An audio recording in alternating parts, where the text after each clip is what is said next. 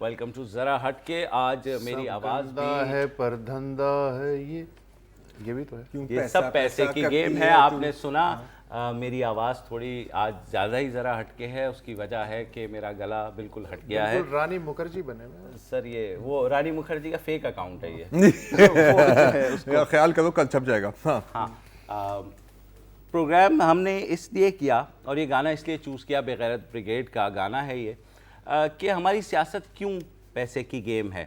اس پہ ایک تھوڑے سے آپ کے سامنے سٹیٹسٹکس پہلے رکھ لیں کہ ہماری جو پارلیمنٹ ہے اس کی جو نیٹ ورتھ ہے وہ ہے 90 ارب روپے, اور جو سنگل ہمیں ایک پارلیمنٹیرین پڑتا ہے وہ تقریباً جو ہے 9.5 کروڑ کا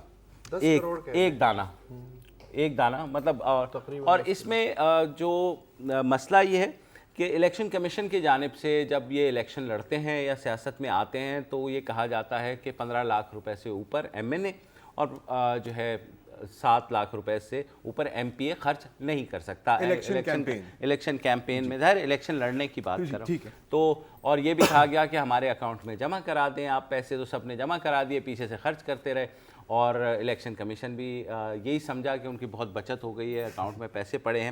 گوشواروں کا یہ حال ہے کہ 2014-15 کے گوشوارے جو ہیں وہ ابھی تک جمع ہی نہیں ہو پائے.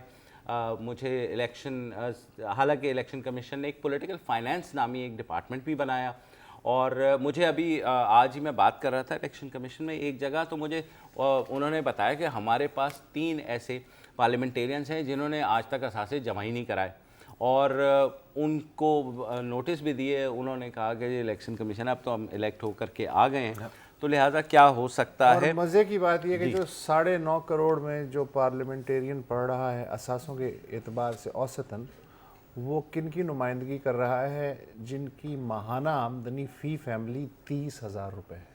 یہ تو ہے وہی. اور میں یہ جو آپ نے گرافکس دیکھ رہے ہیں نا اسکرین پہ چلتے ہوئے, میرے خیال میں منقولہ اور غیر منقولہ کی جگہ معقولہ اور غیر معقولہ لکھ دیتے تو پھر بھی تھوڑا ٹھیک ہوتا.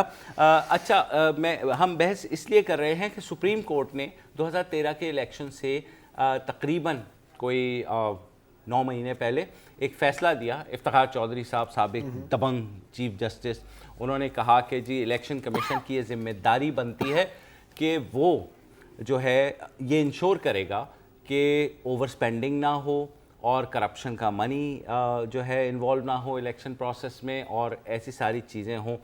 تو بعد میں اس فیصلے کا یہ حال ہوا ہے کہ آج تقریباً 3.5 سال ہو گئے ہیں, 4 بھی ہو جائیں گے.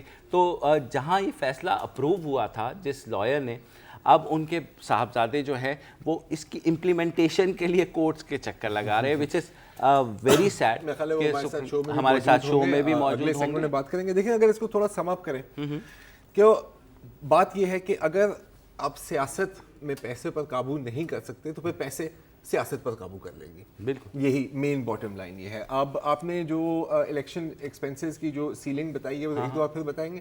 ایم این اے کی الیکشن 15 لاکھ روپے, 15 لاکھ, اور ایم پی اے کی الیکشن کے لیے 7 لاکھ. اچھا, اب اگر یہ کسی شہری حلقے میں ہے تو یہ 2 بل بورڈز ہیں, 2 بل بورڈز کی مار ہے. یہ 2 بل بورڈز کی مار ہے.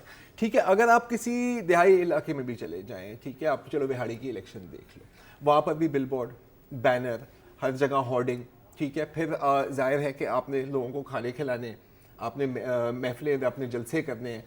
تو یہ اب پیسوں کے بغیر آپ سمپلی الیکشن لڑ نہیں سکتے. تو یا تو آپ ذاتی امیر ہوں, ایک ٹیکنیک یہ ہے, اور ہم یہی دیکھتے آئے ہیں کہ جو لینڈڈ جینٹری تھی ایک زمانے میں وہی الیکشن لڑتی تھی کیونکہ ان کے پاس وسائل تھے. دوسری ٹیکنیک کیا ہوتی ہے کہ چلے پھر آپ فنڈنگ ڈھونڈیں. اب فنڈنگ آپ کو فار ایگزامپل رورل ایریا میں کہاں ملے گی؟ آپ کسی تاجر گروپ کے ساتھ الائنس کر لیں گے, آپ کسی آڑتی گروپ کے ساتھ الائنس کر لیں گے. میں رورل ایگریکلچرل ایریا کی بات کر رہا ہوں. وہ آپ کی فنڈنگ کریں گے اس کانٹریکچوئل بیسس پہ کہ جب آپ اقتدار میں آئیں گے تو پھر ظاہر ہے کہ آپ ریفنڈ ہوں گے, کام ہوں گے, یا ان کیش ریفنڈ ہوں گے, یا کانٹریکٹس ملیں گے, کیونکہ ظاہر ہے کہ آپ بزنس مین ہیں, آپ انویسٹمنٹ کر رہے ہیں, آپ کو ریٹرن آن انویسٹمنٹ چاہیے. مجھے یہ بتائیں, ہم جیسے جو صرف دل کے امیر ہیں وہ کیا کریں؟ بات سنو, تم لوگ پتہ نہیں کیا باتیں کر رہے ہو, اس لیے کہ دنیا میں جہاں جہاں بورژوا ڈیموکریسی ہے, جی, ایسی کوئی ایک مثال مجھے دے دو کہ جہاں یہ سارا دھندا نہ ہوتا ہو کہ صرف پیسے والا الیکشن نہ لڑتا ہو اور غریب آدمی بھی اتنا ہی لڑتا ہو. کوئی ایک ہی مثال ہے؟ اروند کیجریوال عام. اچھا اروند کیجریوال, میں یہاں جو ہے کچھ اور 2-3 مثالیں میں بھی دے دوں گا, لیکن وہ میری 5 انگلیوں پہ پوری نہیں آئیں گی, اتنی کم ہوتی ہیں. یہ ہے اس میں سہولت یہ رہتی ہے کہ جو رولنگ اسٹیبلشمنٹ ہے, جو آبویسلی مختلف رولنگ طبقات سے, یہ صرف فوجی اسٹیبلشمنٹ کی میں بات نہیں کر رہا, ان کے لیے بڑی آسانی ہے کہ جی آپ الیکٹ ہو کے آ گئے ارب پتی کروڑ پتی, اب آپ کی کہیں نہ کہیں کوئی نہ کوئی کمزوری تو ہوگی, فائل میں کہیں نہ کوئی چکر تو ہوگا, تو آپ کو دبانا, آپ کے ساتھ بڑا کرنا بڑا آسان ہوتا ہے. اگر کوئی فقرا آ گیا خدا نہ خواستہ, تو اس کو آپ کس چیز میں بڑھائیں گے؟ He has nothing to lose but change, ہے نا.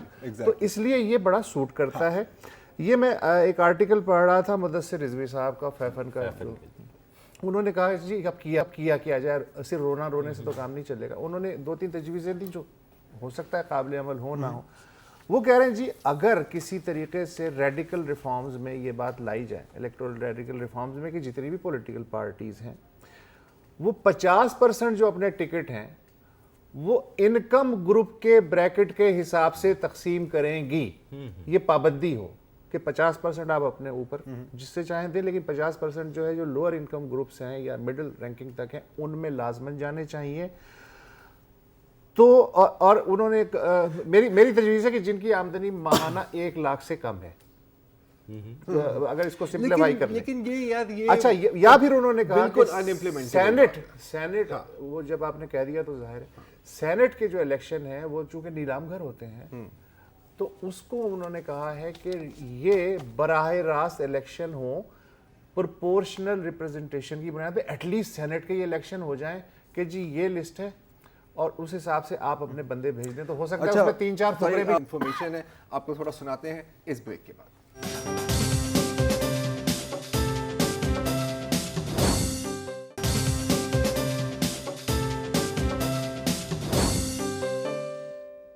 Welcome back. اچھا, بات ہو رہی تھی پیسے کی اور سیاست کی, تو سینٹ کا ذکر کرنا اس میں ضروری ہے. جو کہ نیلام گھر ہے, نیلام گھر. اور پچھلی جو سینٹ الیکشنز ہوئی تھیں اس میں بڑی مزیدار باتیں سامنے آئیں. حمید اللہ افریدی صاحب ایک سینیٹر, ان کا کہنا تھا کہ یار میری سوچ میں ہی نہیں تھا کہ ریٹس اس سال اتنی آسمان کو ہاتھ لگائیں گی. ہمیں پتا تھا کہ یہ ایکسپینسو ہوگی, لیکن یہ موسٹ ایکسپینسو الیکشن. تو کیا ریٹ تھا ہسٹری آف دا سینٹ, وہی میں آپ کو بتانے والا. ایک سورس کے مطابق بلوچستان کا 1 ووٹ 30 ملین 3 کروڑ کا مل رہا ہے. خیبر پختونخوا کا ریٹ تھوڑا کم تھا, 2 سے 2.5 کروڑ تک. اچھا, یہ تو وجہ یہ کہ انڈائریکٹ ریپرزنٹیشن ہوتی ہے. اچھا, اب یہ بات کی گئی سینیٹر حاجی عدیل سے, عوامی نیشنل پارٹی کا. انہوں نے کہا کہ یار دیکھیں بالکل یہ ہوتا ہے, پیسہ بہت چلتا ہے, لیکن آپ اس میں صرف چھوٹے صوبوں پر سارا الزام نہ لگائیں. چھوٹے صوبوں میں خیبر پختونخوا میں اور بلوچستان میں تو 1-on-1 ڈیلز ہوتی ہیں. پنجاب میں یہ پارٹی لیول پر تھوک میں سودا جاتا ہے. فاٹا کی سیٹس کا جو ہوتا ہے وہ ہم سب کو پتا ہے. اور انفیکٹ ڈان کی ایک سٹوری ہے, اس کے مطابق تو 25 کروڑ کی سیٹیں جاری تھی. تھوڑا مجھے ہائی لگ رہا ہے, لیکن 4 زیروز کے بعد میری گنتی ویسے ہی ختم ہو جاتی ہے. پنجاب میں نہیں, یہ بات ہو رہی ہے فاٹا کی, اور یہ بھی بات ہو رہی ہے خیبر ٹرائبل ریجن سے ایک بندے کو 20 کروڑ کی آفر دی تھی کہ جی آپ آ جائیں. اب اس کے اوپر جو پارلیمنٹری لیڈر ہے فاٹا MNAs کے, منیر اورکزائی, اس نے کہا کہ جی بالکل ایسا ہوتا ہے, لیکن اس کا یہ مطلب نہیں ہے کہ جو سب سے زیادہ کی بڈ کرے وہ ہی جیتے گا. اور بھی اس کے اندر فیکٹرز آتے ہیں, چلے وہ اپنی جگہ. اب ظاہر ہے جو بھی سن رہا ہے وہ یہ کیا ہوا, خون کھول رہا, وہ کہہ رہے گا یار یہ جو سویلین سیاست دان ہے نا یار, ان سے تو برا کوئی ہے ہی نہیں, ایک مارشل لاء لگاؤ صاف کر دو. ہاں بالکل, یہ ہمیشہ یہ بات ہوتی ہے. ٹھیک ہے, تو ذرا یہ بھی تھوڑا ایک بیک گراؤنڈ سننا ہے اس کا, امپورٹنٹ ہے. 65 میں جو الیکشنز ہوئی, فاطمہ جناح ورسز بنیادی ایوب خورے بنیادی جمہوریت, 80,000 کا الیکٹورل کالج تھا جو بیسک ڈیموکریٹس تھے. اس میں کیا ہوا کہ بہت لوگ فاطمہ جناح صاحبہ کی ٹکٹ پر جیتے اور پھر اپنی ٹکٹ آگے بیچ دی ایوب خان کو. کوئی لوگوں نے پیسے لیے, کوئی لوگوں نے فیورز لیے, اور کسی پر دباؤ تھا, کسی نے وزارت لی. لیکن یہ چیز انسٹیٹیوشنلائز کب ہوئی, یہ 85 کی इलेक्शंस में Non-party 1985 based. Non party basis मद्दे मोमिन जनरल मद्दे हक। ज़ियाउल हक की सदारत में।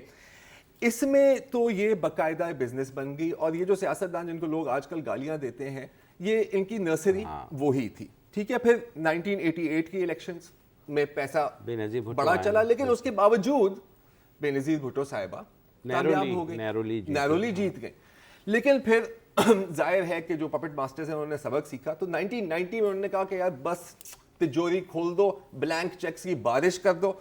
और आपको पता है कि IGI के केस में उस वक्त 14 करोड़ की बात हुई थी, जो उस वक्त काफ़ी रकम थी, आजकल तो पॉकेट चेंज ही है। तो ये इसकी हिस्ट्री है। और फिर असगर खान केस का तो आपको पता ही है। अच्छा, ये तो आप उनकी बात कर रहे हैं ना कि जो खुद अपनी जेब से पैसा खर्च करते हैं, करोड़ों में करें, लाखों में करें। हुकूमत कैसे पैट्रनाइज कर रही है? ये पहला सिलसिला 85 के इलेक्शन में तरक्याती फंड के नाम पे 85 के जो MNAs थे उनको 50 लाख रुपए दिया गया, 50 लाख की हैसियत थी कि जी आप ठेकेदार फलाना समझे, ये वो करके तो देखें। अब वही जो सूरत हाल है वो ज़रा पॉलिश हो गई है, रेट्स महंगे हो गए। तो मेरा ख्याल है मेरी तरह आजकल 5 करोड़ है तरक्याती फंड, पता नहीं कितना है, लेकिन पता है अफसोस की बात क्या है, तो उसमें ये भी हुआ है कि 100 फुट की सड़क है वो 1 करोड़ रुपए में बनी है भाईजान। ये भी हुआ। अच्छा, पता है वर्स्ट क्या है, इसमें कभी कभी आपको रिटर्न नहीं मिलती। पीपी के साथ पिछले दौर में यही हुआ। हाँ, फाफन के मुताबिक 5 साल हुकूमत की 125 बिलियन रुपीस डेवलपमेंट प्रोजेक्ट्स में खर्चे, PPP और कोalition पार्टनर्स के खर्चे। और ये is 4 times larger than the 33.8 billion जो पिछले 22-23 साल में खर्च हुए हैं। ठीक है, तो उसके बावजूद हार गए। हाँ। उसके बावजूद अच्छा, हमारे साथ तो इसलिए मौजूद कहते हैं ईमानदार वो होता है जो एक दफा आपके पैसे लेकर और किसी के पैसे ना ले। अच्छा, हमारे साथ मौजूद हैं मुमताज़ कानूनदान और पाकिस्तान वर्कर्स पार्टी के सरबराह भी हैं आबिद हसन मंटो साहब, साबिक सदर भी रहे हैं सुप्रीम कोर्ट बार एसोसिएशन के, बहुत रिस्पेक्टेड हैं। इन्होंने वो पटिशन फाइल की थी 2012 में, जिसका फैसला आया, इलेक्शन कमीशन को स्पेसिफिकली कहा गया। मंटो साहब बताइए, आपके केस का क्या बना? डिसीजन भी हो गया, फिर हमने देखा कि इलेक्शंस में वही गेम हुई जो हमेशा होती है। आपकी बात दुरुस्त है, मगर मैं एक तारीख़ी बात यानी इस मुकदमे के बारे में बता दूं कि जब ये हमने मुकदमा दायर किया था वो एक्चुअली 2011 के आखिर में, कोई सितंबर अक्टूबर में हमने दायर किया था। और 2 पिटीशन सुप्रीम कोर्ट में फ़ाइल की थी। एक पिटीशन तो यही थी इलेक्शंस के बारे में, और दूसरी पिटीशन जो थी वो लैंड रिफॉर्म्स के हवाले से थी। और हमने ये कहा था कि ये दोनों जो चीज़ें कॉम्प्लीमेंट एक दूसरे को करती हैं, क्योंकि लैंड रिफॉर्म्स एक एसेंशियल प्री रेक्विजिट है कि अगर आप देही इलाकों के अंदर ज़मीन की असर नौ डिस्ट्रीब्यूशन नहीं करते और फ्यूडल स्ट्रक्चर को नहीं तोड़ते, तो वहाँ पे तो इलेक्शन बिल्कुल ही फार्स होता है और बिल्कुल बेमानी हो जाता है। तो ये दोनों जुड़ी हुई चीज़ें थी। अब वो लैंड रिफॉर्म्स वाली पिटीशन तो अभी तक पेंडिंग है, क्योंकि उसमें कुछ शरीयत का मामला आ गया, ये आ गया, तो वो पेचीदियाँ थी, तो वो मुकदमा अभी तक पेंडिंग है। और ये मुकदमा फ़ैसला हो गया 2012 में इलेक्शनों वाला, और उसमें हमारा जो बेसिक इशू था वो ये था कि भाई इलेक्शन हर आदमी कह रहा है, तमाम अखबारात में जो कमेंट्स हैं, जो रिपोर्ट्स हैं, जो फाफिन की अपनी रिपोर्ट्स हैं कि इसमें क्या ख़र्चा होता है, वो तो कहते हैं कि भी करोड़ों के हिसाब से पैसा खर्च होता है। तो ये एक ऐसा इलेक्शन है जो पाकिस्तान की आबादी का 90% हिस्सा तो इसमें पार्टिसिपेट कर ही नहीं सकता। यानी इलेक्शन के कैंडिडेट के तौर पर तो वो ये सोच भी नहीं सकते। मैं ख़ुद एक वकील हूँ, 60 साल मैंने वकालत की है और वकील मैं अच्छा ही था, लेकिन मैं इतने करोड़ रुपए तो अपने फालतू इस इलेक्शन के ऊपर नहीं लगा सकता। तो ये हमारा एक बेसिक उसमें कंटेंशन था। मंटो साहब हमारे साथ दूसरा हमारा कंटेंशन ये था, ब्रेक का वक्त है, एक न्यूज़ का खुलासा जो है जाने वाला है और आपको हम अगले सेगमेंट में देंगे, आप हमारे साथ रहिएगा।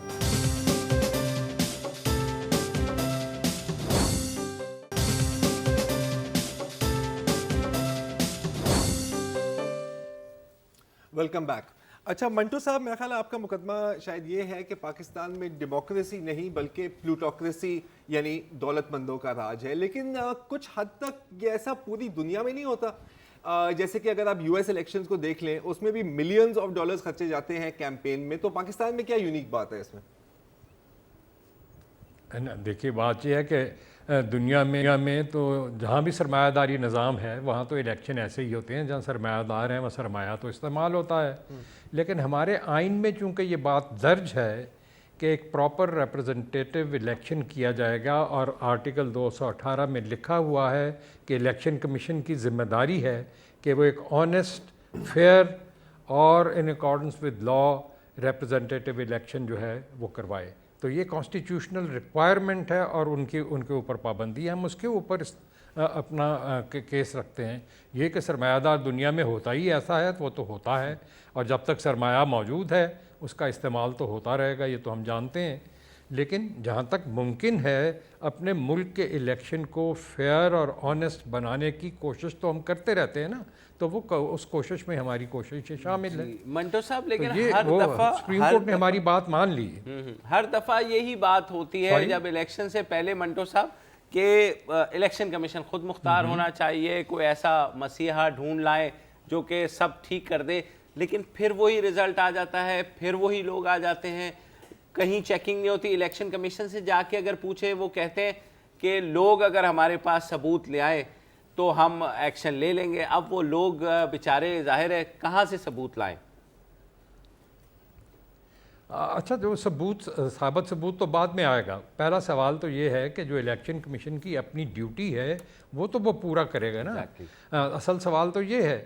اور ہمارے آئین کے مطابق جو الیکشن کمیشن ہے وہ شاید ہندوستان کے آئین کے مطابق الیکشن کمیشن کو اتنی آزادی اور اتنی اس کی رسپانسبلٹی نہیں ہے اور اس کو اتنا خود مختار نہیں بنایا گیا جتنا ہمارے آئین کے مطابق. اور یہ ہماری سپریم کورٹ کے ججمنٹ میں یہ سب باتیں درج ہیں. یہ بات ہماری تسلیم کی گئی کہ ہمارے ملک میں وقت کم ہے تو تھوڑا آئین سے آگے بڑھ کے سولوشنز کی طرف جاتے ہیں. ابھی وسط اللہ خان آپ بات کر رہے تھے پروپورشنل ریپرزنٹیشن. میں یہ جاننا چاہ رہا تھا منٹو صاحب کہ فرض کریں کہ 100% الیکشن کمیشن اپنی ذمہ داریاں پوری کرتا ہے اور الیکشن منصفانہ بھی ہو جاتے ہیں، لیکن اس کا کیا کریں کہ ایک آدمی جو 50,000 ایک ووٹ لیتا ہے وہ جیت جاتا ہے اور 49,999 جو ووٹ لے رہا ہے کینڈیڈیٹ ظاہر ہے وہ ہار جاتا ہے. تو جو اس کے ووٹر ہیں وہ کیا کریں اگلے 5 سال؟ ہماری جو جماعتیں ہیں وہ انٹرسٹڈ کیوں نہیں ہیں متناسب نمائندگی کے نظام میں؟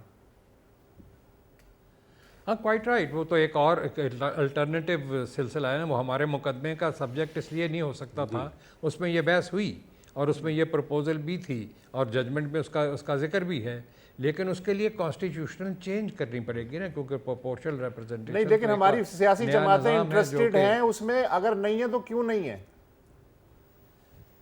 وہ نہیں ہے کیونکہ اس میں وہ تو اسی بنیاد پہ نہیں ہے کہ ایک فرد واحد اپنی طاقت کی بنیاد کے اوپر، اپنے سماجی درجے کی بنیاد کے اوپر، اپنی دولت کی بنیاد کے اوپر وہ الیکشن کو مینیپولیٹ کرتا ہے. اس لیے اس کو تو پروپورشنل ریپرزنٹیشن قبول نہیں ہے جہاں پہ لسٹیں دی جاتی ہیں اور اس کا نام پتہ نہیں کس جگہ ہوگا اور کس جگہ نہیں ہوگا.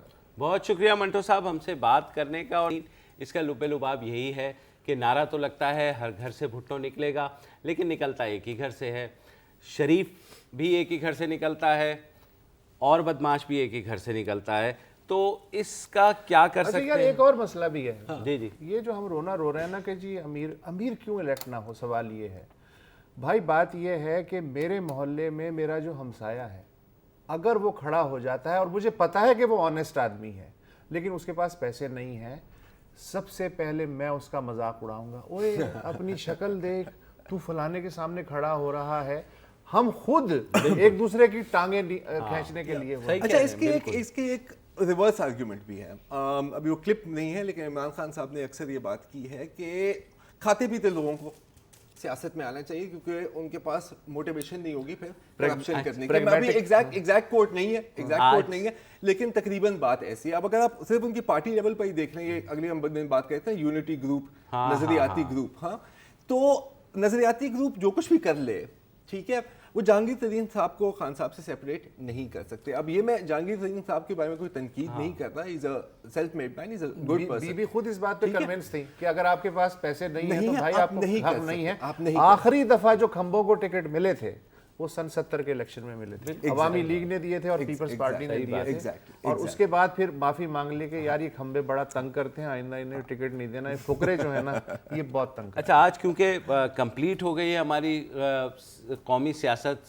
ساری آف شور ہو گئی ہے, تو ایک بڑے مزے کی ایک تصویر چل رہی ہے سوشل میڈیا کے اوپر. جو خان صاحب ہیں وہ جہاز کے بزنس کلاس میں بیٹھ کر ان کے ساتھ جہانگیر ترین بیٹھے ہیں اور علیم خان بیٹھے ہیں, اور کسی نے نیچے لکھا ہے کہ خان صاحب اپنے اے ٹی ایم کے ساتھ سفر کرتے ہوئے.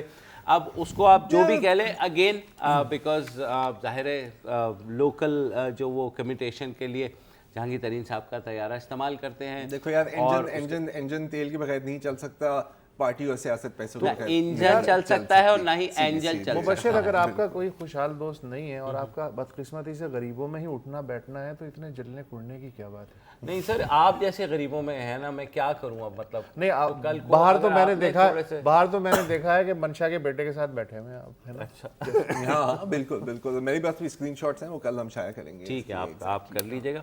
تو میرے خیال لیکن اگین انفارچونیٹلی دیکھیں, باٹم لائن یہ ہے کہ بالکل جیسے منٹو صاحب نے بیان کیا, ہوتا تو ایسے ہی ہے, آپ ایلیمینیٹ نہیں کر سکتے. آپ کوشش مزہ اتنا آ رہا ہے اس میں کہ ہم جان بھی نہیں چھوڑانا چاہتے سسٹم سے. یہ بھی, ہاں بالکل, بے شک بے شک. اچھا, 2018 کے الیکشن, 2013 کے بعد عمران خان سے لے کے اور سب نے پیپلز پارٹی سمیت جی ریفارم ہوگی اور یہ ہوگا فلانا. یار مردم شماری تو تم کرانا, ریفارمز کی باتیں کرنے چلے ہو. 2018 کا بھی ہوگا, یہ چمن یوں ہی اور بائیو میٹرک سسٹم ہوگا, سارے جو ہے پہلے نا میٹرک سسٹم تو ہو جائے یار. بالکل, I think you aptly put it. I think that it should be our concluding remark. وقفہ لے لیجیے جناب.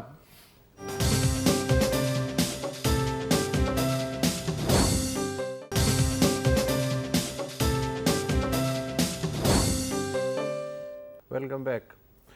اس وقت تمام نظریں جنوبی پنجاب میں کشمور, راجن پور اور رحیم یار خان کے درمیان 35 کلومیٹر کا دریائے سندھ میں ایک جزیرہ نما جنگل ہے اس کی جانب ہے, جہاں غلام رسول چھوٹو کا گینگ آج سے نہیں کئی برس سے رہائش پذیر ہے. کئی دفعہ پولیس والے اس کی طرف جانے کی کوشش کرتے ہیں اور پھر پسپا ہو جاتے ہیں. تازہ ترین کارروائی سب سے بڑی ہے. پنجاب میں فوج نے آپریشن شروع کرنے کا اعلان کیا صوبائی حکومت کی بیکنگ سے. چھوٹو گینگ کو پچھلے اگر ہم ذرائع ابلاغ پہ اور خصوصاً چینلز پہ یقین کر لیں تو پچھلے 7 دن سے گھیرا ہوا ہے. کس نے؟ پنجاب کی آرڈنری پولیس نے, ایلیٹ فورس کمانڈوز نے, کاؤنٹر ٹیررزم ڈپارٹمنٹ کے اہلکاروں نے, رینجرز نے, اور پشت پہ پاکستان آرمی بھی موجود ہے. لیکن جو ٹرکل ڈاؤن ہو کے چیزیں آ رہی ہیں وہ بڑی دلچسپ ہیں. مثلاً ایک پولیس آفیسر نے جو موقع پہ موجود ہیں, اپنا نام ظاہر ہے نہ بتانے کی شرط پہ یہ بتایا کہ پلاننگ کیسے ہوئی, ریکی ہوئی نہیں ہوئی ہمیں نہیں پتہ, بس آپریشن شروع کر دیا گیا شاید یہ ثابت کرنے کے لیے کہ ہم کیپیبل ہیں اور ہم چھوٹے موٹے گینگز پہ تو قابو, یہ تو کوئی مسئلہ ہی نہیں ہے.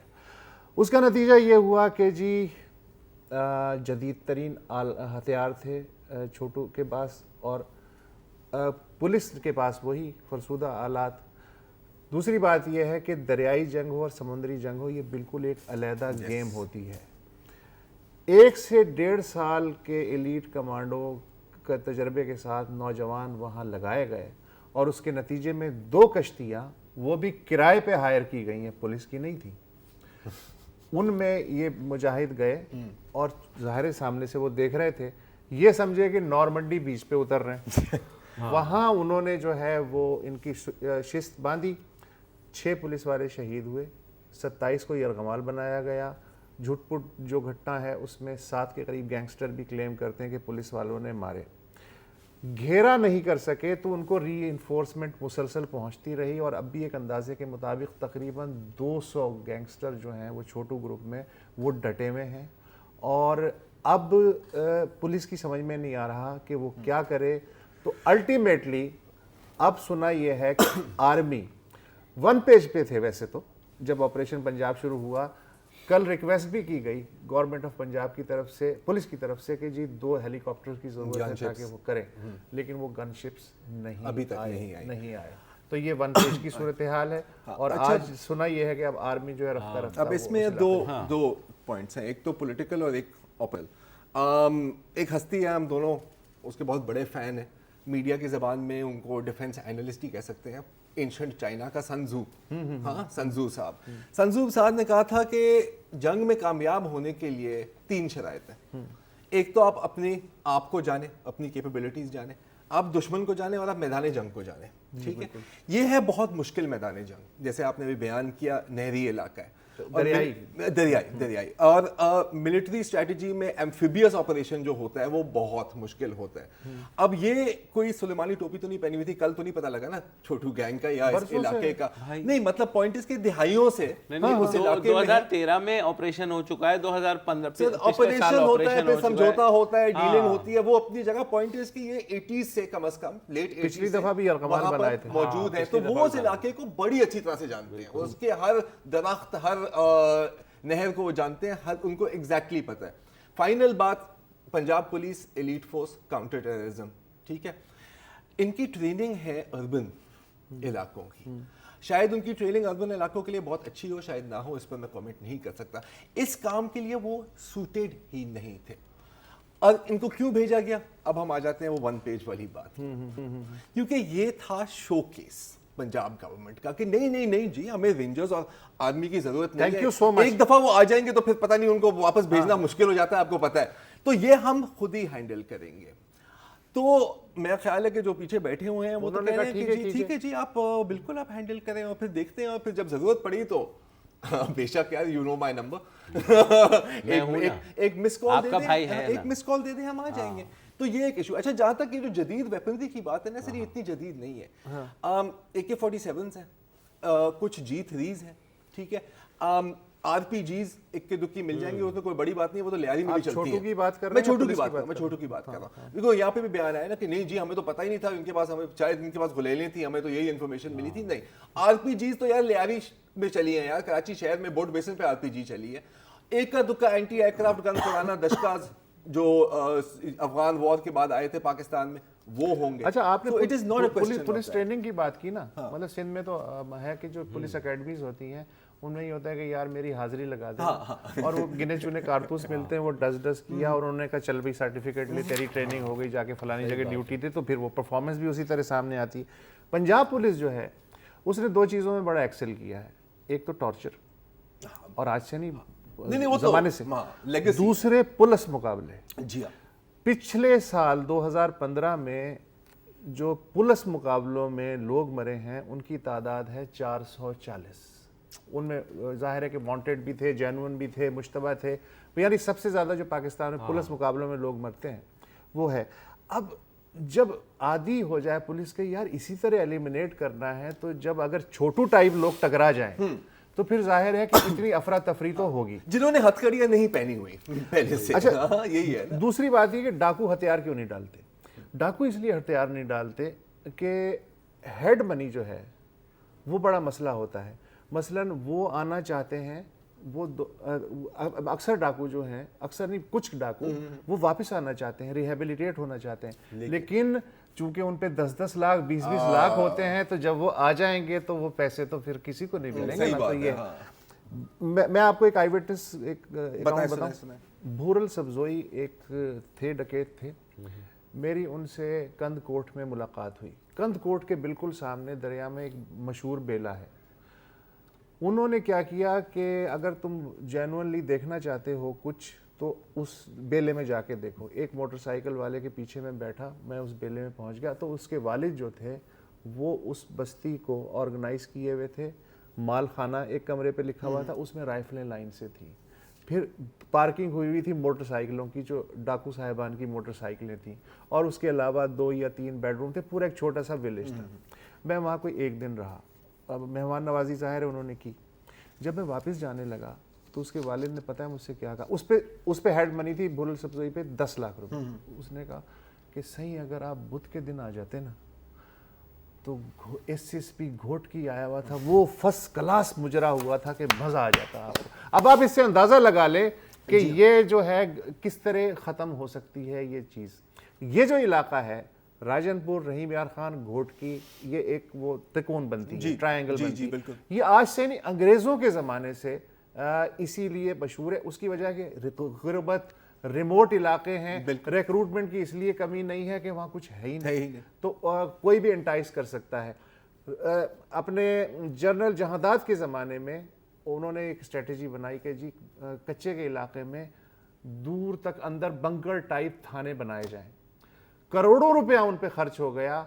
आज आप ज़रा थोड़े कभी मौका मिले जाके देखना, उनमें चमगादड़ें, सांप और हशरातुल अर्ज रह रहे हैं उन इमारतों में जो थानों के नाम पे बनाई गई। कोई बात नहीं, वाइल्ड तो साहब ने चूंकि हुक्म दे दिया कि ऑपरेशन करना है तो ऑपरेशन है, वरना होता हुआ वाइल्ड लाइफ रेफ्यूज तो बन गया। अच्छा, शो का वक्त खत्म होते चलता है। अब बताना चाह रहे हैं कि साइबर क्राइम बिल पर आजकल बहुत डिबेट हो रही है, बहुत लोग समझने की कोशिश कर रहे हैं। हमें खुद अभी तक इसकी समझ नहीं आई, लेकिन कल हमारा कॉल इन डे है और हमारे साथ माहिरीन भी होंगे जो हमारे से बहुत ज़्यादा जानते हैं इस बिल के बारे में। तो आपके जो भी सवालात हों आप प्लीज़ कॉल करें, उनसे पूछें, आप भी कुछ सीख लेंगे और हम भी आपके साथ और आप जो तस्वीरें बिल के बारे में जो ऐसी वैसी आप देखते हैं। अच्छा, और ये वाकया मतलब कि पता तो लगे ना कि किस चीज पे बंदा फंसेगा या नहीं फंसेगा। अच्छा जी, ये भूरल सब्जोई का वाकया 98 का है, कहीं कल SSP घोटकी की तरदीद ना लगे जी। ये भी सुन लें वो प्लीज। सच छोटू को इजाज़त दीजिए क्योंकि कल हमारा कॉल इन डे है। फिलहाल इजाज़त दीजिए, अल्लाह हाफ़िज़।